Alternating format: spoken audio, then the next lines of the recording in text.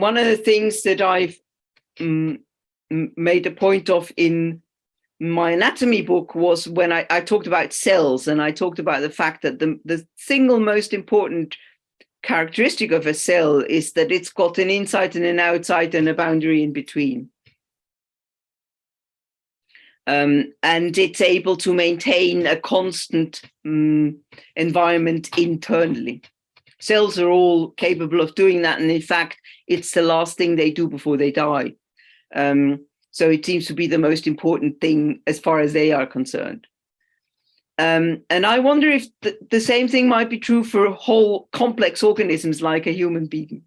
So the most important thing is that you've got an insight that you can maintain as a more or less constant environment.